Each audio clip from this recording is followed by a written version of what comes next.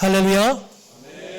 오늘도 주 앞에 나오신 여러분들, 또 우리 온라인으로 예배하는 믿음의 지체들에게 하나님의 큰 은총이 함께 하시기를 축복합니다.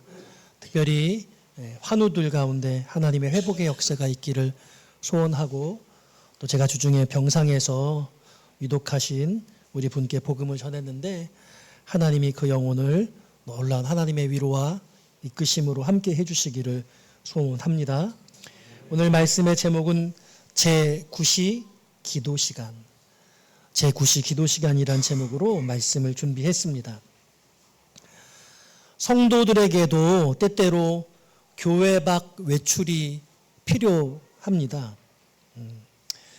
우리 산유의 교회는 1년에 서너 차례 정도는 산유의 교회가 아닌 다른 교회에서 주의를 지키는 것을 허용하고 있습니다. 봉사의 직분을 맡은 분들도 1년에 3번은 휴가나 명절에 그렇게 하시고들 계십니다.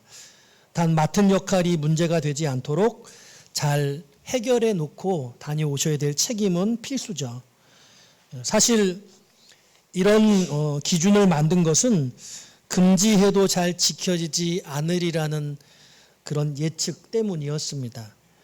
어차피 지켜지지 않는다면 그냥 배포 있게 허락하는 것이 저도 성도들도 피차 이롭겠다 생각했습니다. 그리고 기왕에 주일 출타하는 것이라면 어디에 가시든지 그곳에서 가고 싶은 교회를 찾아서 새로운 예배로 신선한 은혜를 경험하면 좋겠다고 생각했습니다. 그리고 그 신선한 은혜의 경험이 산위의 교회에서도 건강한 변화의 동력이 되기를 바란 거죠. 우리 교회에서 늘 52주 1년 예배를 드리면 다른 교회에서 예배가 어떨지 궁금할 거잖아요. 또 우리의 예배가 정말 행복한 예배이고 하나님 임재하는 그런 예배인 것을 늘 드리면 우리가 모를 수 있지만, 이따금 우리가 출타해서 예배를 드리다 보면 산위의 교회 예배를 또 새롭게 바라볼 수 있는 그런 시선을 가지게 되지 않겠습니까? 지난 휴가 중에 오랜만에 대형교회를 가보기로 작정을 했습니다. 집에서 가장 가까운 대형교회를 찾아 예배를 드렸어요. 늘 예배를 인도하던 예배 인도자가 많은 사람의 틈바구니 속에 한 명의 군중이 돼서 입장을 바꾼 예배자가 된 것이에요. 정말 사람들이 막 개미떼처럼 막 몰리더라고요. 수천 명 예배자가 운집했고, 또 온라인 예배로도 켜보니까 한 2,700명 이렇게 예배를 참여하고 있더군요. 근데 제가 사실 몸이 좀 좋지 않아서 찬송을 뜨겁게 힘있게 부르지를 못하고 옆에서 이제 조용히 예배를 드렸는데, 정작 성도들이 적극적으로 예배하기보다 좀 예배를 관람하고 있다, 이런 생각을 많이 가지게 되었습니다. 저는 그 예배를 참여하면서 대형교회 예배가 너무 오랜만이어서 그 수많은 사람들이 찬송하는 그 찬송 소리가 얼마나 큰 울림과 감동이 있을까, 그런 설레임을 가지고 방문을 했거든요. 하나님이 얼마나 기뻐하실까. 그런데 이렇게 생각했던 제 마음이 산산조각이 났어요. 예배를 마치고 나서 저는 산유의 교회에 대해서 더 큰 사랑과 자부심을 가질 수 있었습니다. 우리 교회 예배 참 감동이 많구나. 또 우리 교우들이 참 열심히 예배하는구나. 할렐루야. 동시에 적극적으로 찬양하지 않고 사모하는 마음이 없는 것 같이 앉아있는 그분들, 제 생각일지도 몰라요. 그분들을 향해 큰 소리로 호통을 치고 싶었습니다. 왜 그렇게 가만히 앉아만 있느냐고, 힘을 다해 찬송을 좀 부르라고, 좀 손뼉 치면서 박수 치면서 찬양하라고. 각자의 나름의 사정과 이유가 있겠지만 저는 그게 참 아쉽게 느껴졌습니다. 그날의 한 번의 예배 경험이 혹 제가 잘못 생각한 것일 수도 있겠습니다. 그들도 나름의 신앙을 가지고 있기에 함부로 판단할 수 없을 것입니다. 다만 제 마음에 아쉬움이 있다는 것입니다. 자신의 신앙생활이 어떠한가를 살펴보려면 우리 교회의 예배가 어떤지 가늠해 보는 것도 참 의미가 있겠습니다.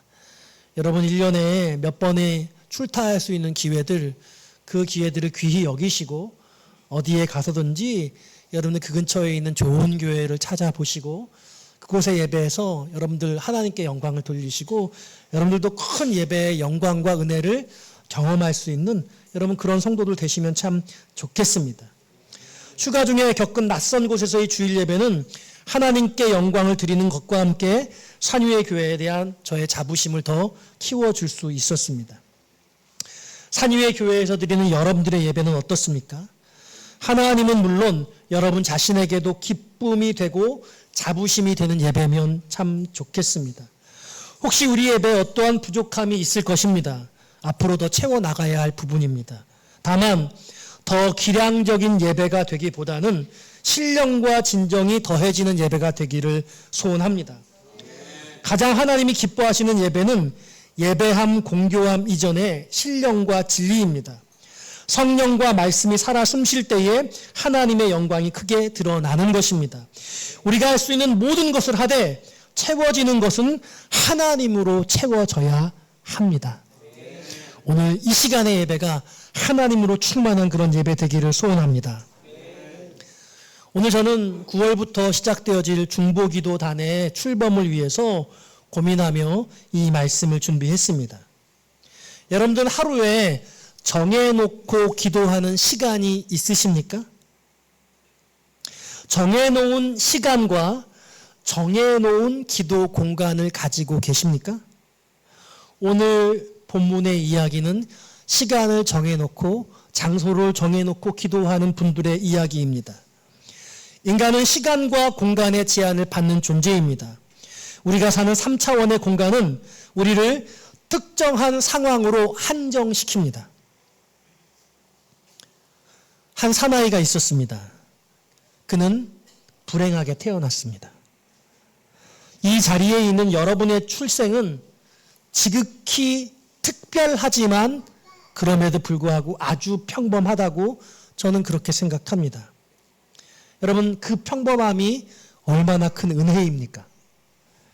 대한민국에 태어난 것, 부모님 두 분이 모두 계신 것, 사지가 멀쩡하게 다 있는 것, 눈, 코, 입, 제각기 좀 마음대로 붙어 있지만 그래도 있을 것은 다 있는 것. 머리가 좋건 나쁘건 배울 만큼 배울 권리를 주는 나라.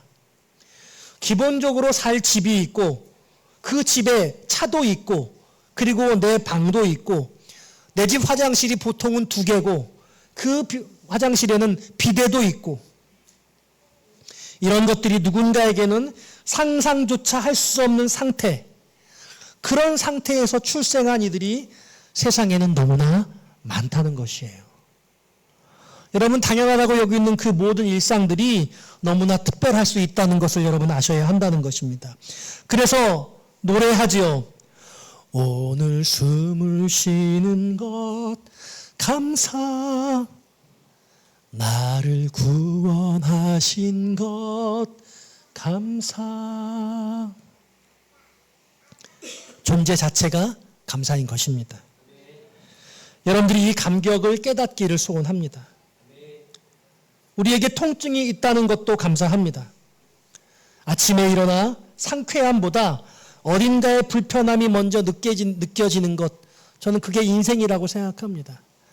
여러분, 어려서는요, 아침을 기분 좋게 일어나지만 나이가 들면 들수록 아침에 일어나면 피곤함과 통증과 어딘가 불편함을 느끼는 것 아니겠습니까? 그러면서 우리는 불평할 게 아니라 감사해야 할 수 있을 것입니다. 본문에 등장하는 사나이는 태어나면서부터 안진뱅이였습니다. 태어나면서부터 안진뱅이가 될 것을 확률로 보면 어느 정도일까요? 이 사나이는 재수 없는 것으로 치면 거의 로또 수준입니다. 이 사나이는 자신이 가고 싶은 곳을 마음대로 갈 수 있는 자유가 없었습니다. 그래서 오늘 본문도 사람들이 그를 그곳까지 데려다 준 것입니다. 그는 누군가의 도움을 늘 필요로 했습니다. 사나이는 지금 어디에 있습니까? 예루살렘에는 8개의 문이 있습니다. 그 중에 동쪽에 있는 문이 여러분 양문과 동문입니다. 그런데 이 동문을 다른 말로 미문이라고도 불러요. 미문 그러면 언뜻 느낌이 없는데요. 영어로 하면 The Temple Gate Called Beautiful이에요. 예. 아름답다고 이름 지어진 그 문을 미문 이렇게 이름을 지은 것입니다. 높이가 10수미터에 됐고요. 그리고 아름다운 보석들로 가득해서 아름다운 문, 미문이라고 부른 것이죠. 여러분, 너무나 아름다운 문, 그 문은 솔로몬의 성전, 성전으로 들어갈 수 있는 가장 가까운 문이었거든요. 그래서 기도 시간만 되면 그런 제사를 드리는 사람들이 다 그 미문으로 들어갔던 것이죠. 근데 그렇게 아름다운 성전 앞에 있었던 그 아름다운 문 앞에 그는 안진뱅이의 신세로 앉아 있을 수밖에 없었던 것이죠. 현대사회의 문명이 얼마나 아름답고 화려합니까? 우리는 대단한 아름다운 문화와 문명을 누리면서 살아가고 있습니다.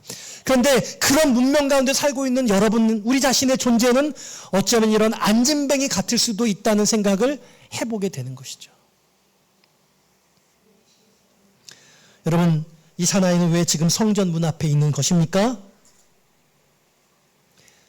기도하러 오는 사람들에게 돈을 얻기 위해서였습니다. 구걸하는 것이죠. 여러분, 선량한 사람들에게 찾아오는 이들이 있습니다. 목사가 되니까요, 그렇게 찾아오는 사람이 많아요. 그런데 다 환영할 수가 없어요. 의도를 가지고 있거든요. 목사님이라면 누군가를 도울 수 있지 않겠는가. 목사의 선량함을 통해서 도움을 받고자 하는 분들입니다. 주중에도 누군가 어떤 아름다운 여성의 분이 전화를 하셔가지고 모르는 휴대폰으로 전화가 와서 아름답게 김성택 목사님이시죠? 그러면서 뭔가 수상쩍은 느낌을 주더라고요. 아니나 다를까 도움을 요청하는 것이었죠. 예. 사람들은 선량한 사람들의 틈을 비집으려고 합니다. 무엇인가 얻을 게 있을까? 무엇인가 빼앗을 수 있을까? 어떻게 하면 그의 주머니를 노려서 그에게 내가 필요한 것들을 얻을 수 있을까? 사람들은 우리의 주머니를 그렇게 탐하는 것입니다. 사람들에게 반대로 긍휼을 구하는 것이 얼마나 자신을 초라하게 만드는 것인지도 생각해 봄직합니다. 이 사나이는, 안진뱅이 이 사나이는, 이 거렁뱅이는 그 스스로 다른 사람들에게 긍휼을 구하고 자신을 초라하게 여겨지도록 선전해야만 했던 것이죠. 여러분들 자존심 숙이고 누군가 도움을 요청할 때 참 마음 상하잖아요. 여러분, 그런 사람 되지 않으시기를 주님의 이름으로 축원합니다. 도움 구하는 인생, 구걸하는 인생 되지 마시기를 바랍니다. 도움 주는 인생 되시기를 축복합니다. 우리가 긍휼을 구해야 할 분이 있다면 그분은 오직 한 분뿐입니다. 지을 수 없는 인생의 죄를 해결하신 분, 영원한 아담의 원죄를 내 속에서 정결하게 하신 분, 우리 예수님, 독생하신 십자가의 고통으로 우리를 새롭게 하신 그 예수님만 우리가 긍휼하심을 구해야 할 것입니다. 오직 그분뿐입니다. 그렇지 않고서는 여러분 당당하게 사시기를 바라요. 여러분, 그런데 이 사나이는 당당할 수 없었어요. 안진뱅이였기 때문입니다. 심지어는 그 자리조차 마음대로 갈 수가 없었습니다. 처절한 인생이었어요. 사람들이 그를 미문 앞에까지 데려다 주었다고 오늘 단적으로 그렇게만 이야기하고 있는데 어쩌면 그는 조종당하고 있었을지도 모르겠습니다. 사람들이 그를 통해서 불쌍한 취급을 받고 그래서 구걸을 받아서 그 안진뱅이 자신만을 위해서가 아니라 다른 사람, 그를 그 문 앞까지 데려다 준 사람들에게 갈취당하고 있었을지도 모르겠어요. 충분히 예측해 볼 수 있는 상황입니다. 내가 당신을 저 문 앞에까지 데려다 줄 터이니 당신이 얻는 소득의 70%를 나에게 주시오. 그러면 내가 항상 당신을 때가 되면 그 자리에 앉혀주겠소. 이러한 삶이 그들의 삶의 방식이 된 이상 그는 더 많이 긍휼하심을 받아야 됐고 더 많은 불쌍한 여김을 받아서 많은 사람들에게 도움을 받아야 했을 것입니다. 이상한 삶의 구조, 도움을 받아야 하고 더 불쌍히 보여야 되는 그런 삶의 구조 속에 그 사나이 살 수밖에 없었던 것이죠. 그 자리조차 자기 마음대로 갈 수 없기에 그는 그런 인생을 살 수밖에 없는 그런 처지였던 것입니다. 그런데 바로 그러던 그 사나이가 그 미문 앞에서 그날도 변함없이 구걸을 받고 있는 중에 사도 베드로와 요한을 만나게 됩니다. 인생은 누구를 만나느냐가 중요해요. 우리 옆에 분하고 인사 한번 해볼까요? 제가 당신 만나서 이 꼴 됐습니다. 인사 한번 해보겠습니다. 네, 쳐다만 보세요. 말씀을 하셔야지. 네. 한 번 더 인사할까요? 이게 다 당신 덕이에요. 예, 지금 욕인지 칭찬인지 잘 구분이 안 가죠. 여러분 평소에 하셨던 것대로 그렇게 상대방이 생각하실 거예요. 예. 여러분 그런데 오늘 본문에 보니까 이 사도 베드로와 요한이 이 사나이를 한눈에 알아보았습니다. 오늘 이 사도행전의 저자인 누가는 그 직업이 의사였는데 매우 아주 밀도 있게 아주 예리하게 이 상황을 관찰하고 있는데요. 이 본문에 보다라는 단어가 4번 등장하고 있는데 이 4번 등장하는 본다라는 이 단어가 다 다른 단어로 사용되어지고 있습니다. 베드로와 요한은 이 거렁뱅이를 한눈에 알아보았습니다. 그리고 두 사도는 이 사나이를 통찰하고 직관하고 한눈에 간파한 것입니다. 그의 삶이 얼마나 불운하고 불행한가를 알았던 것입니다. 여러분들이 이런 눈 소유하시기를 기대해 봅니다. 저에게도 이런 시선, 이런 예리한 직관력, 통찰력이 있기를 저는 기대합니다. 여러분 이런 시선 가지시기를 축복합니다. 눈이 밝아야 합니다. 만일 여러분 안에 내적인 욕망이 충만하다면 우리는 내 욕망으로 충만하기 때문에 그런 눈을 가질 수 없을 거예요. 빛이신 주님이 여러분 안에 어두운 욕망을 내어 쫓고 빛 대신 주님이 우리 안에 계셔서 우리 안이 그 밝음으로 충만하게 될 때 비로소 사람들의 어두운 내면을 꿰뚫어 볼 수 있는 그런 시선이 생기게 되는 것이에요. 다른 사람들은 판단하되 나는 판단을 받지 않는 그런 거룩한 사람이 되는 것이죠. 여러분 그러시기를 축복합니다. 오늘 본문의 말씀에 4절 말씀 같이 한번 읽어보기 원해요. 4절입니다. 시작.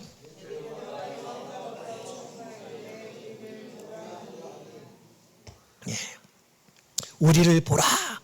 우리라고 하는 것이니까 베드로와 요한과 이 거렁뱅이 사나이가 서로 쳐다보고 눈빛을 교환하는 것이죠. 누가 먼저 봤습니까? 예. 사실 거린들이 먼저 봅니다. 한눈에 도움을 받을 만한 나에게 몇 푼이라도 던져줄 수 있는 사람을 한눈에 알아차린다는 것이죠. 제가 예전에 어떤 그 부교육자 생활하는데 어떤 집사님이 그러시더라고요. 자기는 항상 자기 시점에서 카드를 판매하는데 카드 외판원 1등을 놓치지 않는데 지나가는 뒷모습만 봐도 내가 저 사람한테 카드를 팔 수 있을지 팔지 못할지 알 수 있대요. 이야, 대단하지 않습니까? 저는 이런 눈은 없어요. 지나가는 사람 딱 보면 저 사람이 예수를 믿을지 안 믿을지 복음을 전하면 들을지 안 들을지를 딱 알아보면 너무 좋을 텐데 저는 그런 시선이 없거든요. 근데 거지들이 한눈에 딱 보고 도움을 받을 사람들을 알아차린다는 거예요. 긍휼할 것 같은 사람, 자기의 지갑에서 돈을 꺼내도 줄 것 같은 그런 사람을 한눈으로 본다는 거예요. 겉으로 보는 것이겠죠. 그래서 오늘 본 말씀에 3절 말씀에 성전에 들어가려 함을 보고 구걸하거늘 그냥 이 사나이는 본연의 모습으로 사람들의 외모를 바라보면서 구걸했던 것입니다. 그런데 오늘 베드로와 요한은 우리를 보라 해서 서로 함께 마주 보고 있는 것이죠. 저는 오늘 이 사건의 대목에서 여러분과 함께 하나님의 3가지 중요한 교훈의 말씀을 나누고 싶습니다. 첫 번째 하나님의 말씀은요. 따라해 볼까요? 주목. 오늘 하나님의 첫 번째 메시지는 주목이라는 단어입니다. 오늘 본문 4절 말씀에 이렇게 말합니다. 베드로가 요한과 더불어 주목하여 이르되 우리를 보라. 주목. 저는 여러분들에게 이 주목이라는 단어 여러분들이 소유하실 수 있기를 바라요. 그러니까 주목하고 주목하게 하는 사람이 되시기를 소원하는 건데요. 이 본문의 이 헬라어 원어는요, 아테니조라는 헬라어를 쓰고 있습니다. 근데 이 단어가 어떤 뜻이냐면 많은 의미를 가지고 있는데 정리하면 하나님을 보다, 하나님을 본다 이런 뜻이에요. 지금 누굴 보고 있어요? 지금 그 거렁뱅이, 그 사나이를 보고 있는데 주목해서 그 거렁뱅이를 통해서 하나님을 보고 있는 거예요. 이 단어가 어디서 사용되었느냐? 구약 성경에 보니까요. 모세가 시내산에 올라가서 하나님과 대면했잖아요. 그리고 내려올 때 하나님과 대면해서 얼굴이 막 빛이 비쳤어요. 그리고 그 모세의 얼굴을 이스라엘 백성들이 탁 보는 거예요. 그때 이 아테니조라는 이 헬라어, 이 히브리어 원어 단어가 사용되어지고 있어요. 이게 보다라는 단어예요. 주목하다. 그러니까 모세를 바라보는데, 이스라엘 백성들이 모세를 바라보는데 모세를 통해서 하나님을 보는 거죠. 오늘 그 거렁뱅이 사나이, 구걸하고 있는 이 사나이를 바라보고 있는데 그 사나이를 주목하면서 볼 때 그 사나이 가운데 있는 하나님을 보게 된 것입니다. 사랑하는 여러분, 여러분들의 생활 속에서 여러분 만나는 사람들을 통해서 여러분들에게 벌어지는 여러분들의 일상의 삶 가운데서 하나님을 보게 되시는 은혜가, 그런 영적 시선을 가지시기를 주님의 이름으로 축원합니다. 여러분, 그냥 시선이 아니에요. 겉으로 보는 외모가 아닙니다. 그냥 인상이 아닙니다. 직관, 통찰, 그건 사람이 보는 것이죠. 근데 그것을 더 넘어서서 지금 베드로와 요한은 하나님을 그 안에서 발견하고 있는 것이죠. 얼마나 놀랍습니까? 그가 이렇게 그 사나이 안에 있는 하나님을 보게 되자 뭐라고 말했어요? 우리를 보라. 시선과 시선을 마주하고 있어요. 그리고 오늘 두 번째 메시지를 주고 있는 것입니다. 따라해 볼까요? 본질. 본질. 지금 본질의 이야기를 두 번째로 해야 됩니다. 다른 말로 하면 무엇을 줄 것인가. 자, 오늘 본문의 말씀 여러분 6절 말씀 같이 한번 읽어볼까요? 시작.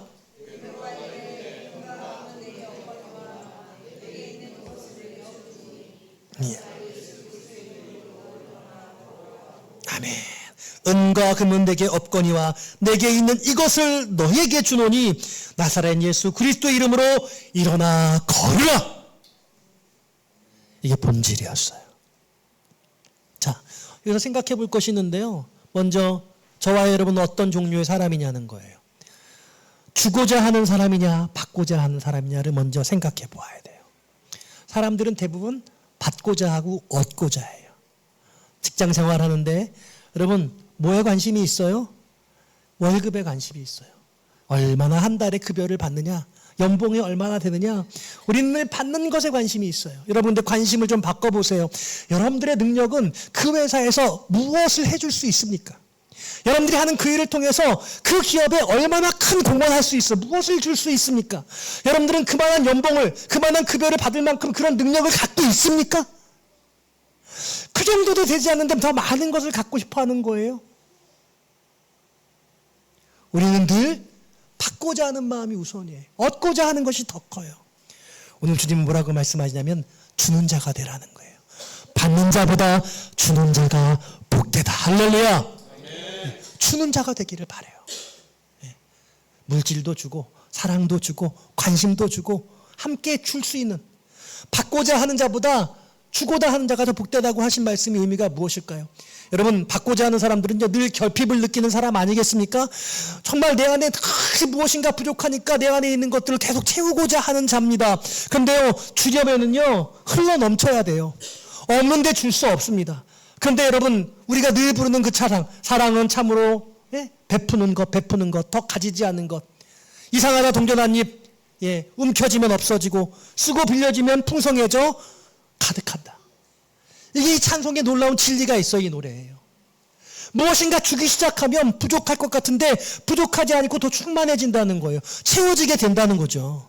놀라운 사실이에요. 그러니까요, 갖고자 하는 자마다, 얻고자 하는 자마다, 내 안에 채우고자 하는 자마다 늘 갈급함을 느끼지만 주고자 하는 자는 흘러넘치고 충만케 되어지는 것을 경험하게 되더라. 그래서 우리들 삶의 본질이 내가 주고자 하는 자냐, 받고자 하는 자냐, 채우고자 해서 늘 갈급한지, 주고자 하다 보니 하나님께서 채워주시는 것, 충만하게 하시는 경험하고 있는지, 이걸 분명하게 하자는 거죠. 오늘 여러분 주고자 하는 자 되시기를 주의 이름으로 축원합니다. 그런데요, 오늘 사도들은 주고자 하는 중에서도 달라요. 뭐가 다르냐? 물질을 주는 것이 아닙니다. 내게 있는 것을 너에게 주는데 물질을 주고자 하지 않고 누구를 주냐, 무엇을 주냐? 본질을 주려고 했어요. 그 본질이 무엇이냐? 나사렛 예수. 예수를 주고자 했어요. 여러분, 전에는요, 이 말씀들을 어떻게 생각했냐면요, 예수의 이름으로 일어나 걸으라! 이 부분이 강조되다 보니까요, 예수의 이름이 주문처럼 느껴졌어요. 예수의 이름으로 무엇이든지 하면 다 이루어진다. 여러분, 예수의 이름으로 하면 모든 게 다 됩니까? 정말 그래요? 여러분, 그게 쉽지가 않아요. 그게 그렇지가 않더라고요. 여러분, 정 궁금하면 한번 해보세요. 그런데 오늘 본문에서 예수의 이름이 주문처럼 생각되어지면 그건 정말 위험한 것입니다. 지금 이 본문의 뜻을 살펴보면요, 이 예수의 이름으로 일어나 걸으라는 이 말은요, 예수 그리스도 안에서 일어나 걸으라. 예수 그리스도를 소유한 자가, 그 안에 예수 그리스도가 있는 자가 이와 같은 능력을 덧입게 된다는 말씀을 하고 있는 것이거든요. 그러니까 지금 사도 베드로와 요한은 그 예수를 선물로 주고 있는 거예요. 내게 있는 예수 그리스도를 너에게 선물로 준다, 이렇게 말씀하고 있는 것이에요. 사랑하는 여러분, 사람들은 원하는 것을 주고 원하는 것을 받기를 원합니다. 그런데요, 오늘 본문 속에서는요, 원하는 것을 주고자 하지 않고 원치 않는 것, 전혀 기대하지 않는 것을 주는 모습을 보여주고 있습니다. 줄 것을 주는 것입니다. 현상을 해결하기보다 본질을 해결해 주는 것입니다. 여러분 잘 알고 있는 물고기를 주지 말고 물고기 잡는 법을 가르쳐라, 이런 이야기인 것이죠. 예수를 주는 겁니다. 그리스도를 선물하는 거예요. 그의 인생 가운데 그리스도가 들어가게 되어지면 그 본질 되신 주님으로 말미암아 그 모든 것들이 다 변화될 수 있다. 할렐루야. 아멘. 여러분 믿으시기를 바라요. 오늘 이 베드로와 요한이 이 사나이, 이 안진뱅이 사나이의 삶을 한 번에 통찰하고, 그리고 그 안에 계신 그 하나님을 보고, 그리고 나를 보라라고 이야기하고 이제 그리스도를 선물하는, 예수를 주는 이 놀라운 역사를 이루고 있는 것이죠. 그런데요, 이 역사가 일어나기 위해서 한 가지의 단계가 더 진행되어지고 있습니다. 7절 말씀 같이 한번 읽어볼까요? 7절입니다. 시작. 오른손을 잡아 일으키니 발과 발목이 곧 힘을 얻고, 세 번째 교훈하는 메시지는 따라합시다. 강제. 좀 어려워요. 강제. 다른 말로 하면 잡아 일으키라. 잡아 일으키라. 이 안진뱅이는 말로 야 일어나! 일어나! 그렇게 하지 않았어요. 제가 친구 목사님께 재미있는 이야기를 들었어요. 1980년대, 1990년대 한국교회에 놀라운 부흥의 역사가 일어나는데, 교회에 이제 강사, 부흥사 목사님 집회를 온 거예요. 그래서 신유 집회를 하는 겁니다. 병 고칠 그 사람들, 뭐 문제 있는 사람들, 아픈 사람들 손들어 보라고. 근데 그 교회에 목사님이 계셨어요. 근데 그 목사님이 다리가 불편하셨어요. 다리가. 그래서 평상시에 그 목발을 짚고 다녔거든요. 근데 부흥사 목사님이 손들어 보라고, 여기 다리 불편한 사람. 기도하고 나오라고 걸어 나오라고. 질병 있는 사람 손들라고 기도한다고. 그래서 이 목사님이 그런 분위기 속에서 일어났는데 막 너무 분위기가 은혜롭고 막 뜨거우니까 사람들이 막 할렐루야, 주님 할렐루야, 나오라고 그러니까 목발을 놓고, 옆에 여러분들이 보시면 쭉 이렇게 이제 의자가 있잖아요. 그러니까 막 어렵게 힘들게 막 의지를 해가지고 걸었다는 거예요. 그러니까 아예 못 걸었던 건 아니야. 아예 못 걸었던 건 아닌데, 그러면 몸이 상하니까 목발을 짚고 다녔던 거죠. 근데 옆에 있는 그 장의자를 이제 의지하고서 막 가로 나오는데 사람들이 할렐루야 박수 치고 그러니까 어떻게 뭐 거부할 수가 없었대. 거부할 수가 없어가지고 막 걸어가는데 주여 할렐루야 막 박수가 치고 난리가 난 거예요. 그날 집회가 막 장난이 아니었대요. 근데 집에 가서 끙끙거리고 그때 얼마나 아팠는지 고생을 엄청 했다는 그런 이야기를 제가 들었어요. 그런데 오늘 본문은 그렇지 않죠. 이 사람은 나면서부터 안진뱅이였고, 이 의사였던 이 사도행전의 저자 누가의 시선으로 보니까 이렇게 말하고 있어요. 발과 발목이 곧 힘을 얻었다. 그는 의사의 전문가적인 소견으로 그의 안진뱅이의 걷지 못하는 원인이 그의 발과 발목이었다는 것을 분명히 알고 있었던 것 같습니다. 그런데 베드로가 그 손을 붙잡아서 잡아 일으켰어요. 여러분, 여기 베드로와 요한이 사실 등장하는데 이 베드로와 요한은 사실은 성품은 좀 달라요. 예수님께서 이 베드로와 요한을 제자를 부르실 때 베드로는요, 뭐 하고 있었어요? 밤새 그물을 던지고 있었어요. 그리고 요한은 뭐 하고 있었어요? 그 아침에 그물을 깁고 있었어요. 성격적으로 보면요, 베드로는요, 적극적인 사람이었어요. 행동하는 사람이었습니다. 요한은요, 아주 소극적인 사람이었어요. 그렇지만 문제가 있으면 침착하게 그 문제를 해결하려는 그런 사람이었죠. 성품도 작동하는 것 같아요. 이 일을 같이 두 사람이 함께 행하고 있는데 아마도 요한은 옆에서 기도했던 것 같고요. 베드로는요, 그 손을 잡아서 그냥 안진뱅이, 걸을 수 없는 그 사람을, 사람들에서 와서 거기 앉아있는 그 사람을 그냥 일으켜 세웠습니다. 정상적인 상황이라면요, 그냥 질질질 끌려갔어야 될 것이에요. 근데 벌떡 일어나면서 그 발목과 그 발에서 놀랍게 하나님의 역사가 나서 오늘 본문에 보니까 곧 힘을 얻었다, 이렇게 말하고 말씀하고 있는 것입니다. 사랑하는 여러분 믿음 생활하면서 이런 일 해보신 적 있으세요? 이런 일 해보신 적 앞으로 여러분들이 만드시기를 주님의 이름으로 축원합니다. 제가 목사인데요, 제가 이런 거 사실 저도 잘 못해요. 제가 귀신 내어 쫓아봤거든요. 귀신이 잘 안 나가져요. 저한테 귀신 들린 분들 데리고 오지 마세요. 힘들어요. 진짜 씨름을 해야 돼요. 막 땀 뻘뻘 흘리면서 기도해야 됩니다. 예. 병 고친 분들, 예. 어려운 막 질병 가지신 분들, 그런 분들 제가 기도하니까 잘 안 낫더라고요. 저 참 무능한 것 같아요. 예. 그런데요, 이런 분들을 놓고 기도할 때 믿음이 생겨야 되잖아요. 하고 싶은 용기가 내 안에서 들어와야 되는 거예요. 여러분, 왜 그러지 못합니까? 여러분들의 삶 가운데도 그런 상황이 없겠어요? 예수의 이름으로 믿음으로 그냥 도전해 보는 거예요.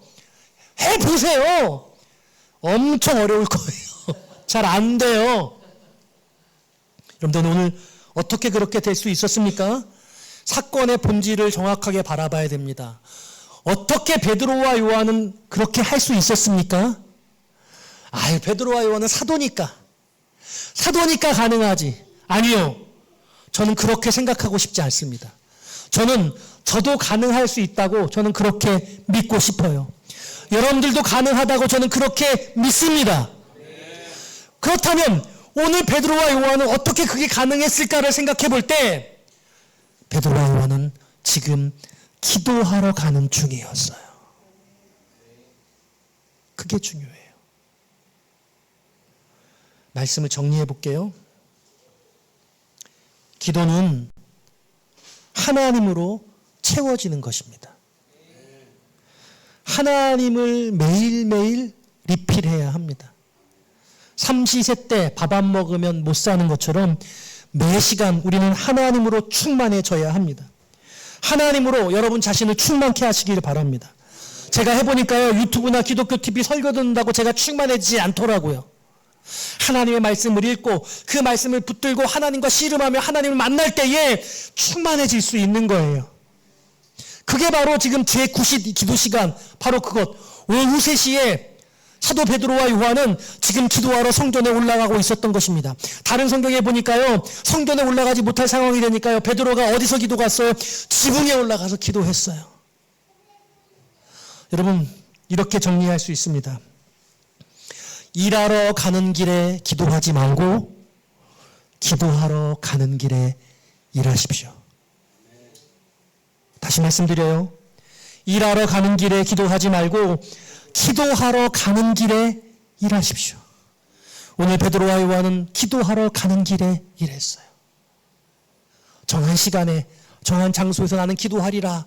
기도의 삶을 매일을 기도로 충만하게 채웠던 그 기도의 사람들이 기도하러 가는 길에 그 사람의 그 시선을 마주하게 되고 그를 꿰뚫어 보게 되어지고 그 안에 계신 하나님을 보게 되고 그 안에 하나님이 계심을 보게 되니 나사렛 예수의 이름으로 일어나 걸으라고 그 안에 있는 그 하나님으로 말미암아 그의 그 안진뱅이 등이 놀랍게 일으켜지는 역사를 그가 행할 수 있었던 거예요. 그런데 그냥 말로만 하는 것이 아니라 그의 삶을 일으켜서 손을 붙잡아서 일으켜 세워준 거예요. 예수 믿는 사람이 세상에 굴복하느냐, 예수 믿는 내가 세상을 굴복시키느냐, 이런 삶 가운데 굴복하고 있습니까? 굴복시키고 있습니까? 저는 우리가 세상에서 실패하는 자가 아니라 세상에서 하나님의 역사를 이루어가는 그런 믿음의 승리의 삶을 살 수 있기를 바라요. 그러기 위해서는 일이 여러분들의 삶의 우선이 아니라 기도가 삶의 우선이 되어야 한다는 것이죠. 여러분 어떻습니까? 혹 우리는 일하러 가서 일만 하는 것 아닙니까? 목사님 일하러 가서 일만 하면 되지 뭘 또 해야 됩니까? 아니요. 그 일은 그냥 여러분들의 일일 뿐입니다. 그 일은 주님의 일이 아니에요. 내가 하나님을 믿고 내가 내 삶이 하나님의 삶이고 내가 하는 일이 하나님의 일이라고 그냥 선언하는 것, 그 선포 자체만으로도 의미가 있을 수 있으나 그 선포가 능력이 되기 위해서는 우리 안에 하나님이 충만해져야 됩니다. 어떻게 그럴 수 있습니까? 말씀과 기도로 거룩해질 수 있어야 돼요. 매일매일로 하나님으로 충만해져야 됩니다. 그래서 우리의 삶에 일하면서 기도하는 게 아니라 기도하면서 일하는 것. 그런데 여러분 모여서 예배하자고 기도하자고 그러면 일해야 된다고, 일이 중요하다고, 여러분 그렇지 않다는 거죠. 기도가 중요하다는 거예요. 하나님을 만나고 하나님으로 충만케 돼야 그 일이 이루어지는 거예요. 그 일이 하나님의 일이 되어지는 거예요. 믿으십니까? 아멘. 말씀을 정리해요. 내가 기도하면 주님이 일하실 거예요. 그러나 내가 기도하지 않으면 그저 나만 애쓸 뿐입니다. 오늘 제9시 기도 시간, 이 기도 시간에 기도하러 오후 3시에 기도로 올라갔더니 베드로와 요한의 이 모습이 여러분들의 모습이 되기를 바라요. 교회에 나와서 기도하는 여러분, 시간을 정해놓고 기도하는 여러분, 오늘 그와 같이 기도하는 사람 가운데 하나님의 놀라운 역사, 그 사람을 만나고 그 사람에게 예수 그리스도를 선물하고 그 손을 잡아 일으켜서 승리의 삶을 사는 놀라운 역사가 여러분 삶 가운데 나타나게 되어주시기를 주님의 이름으로 축원드립니다.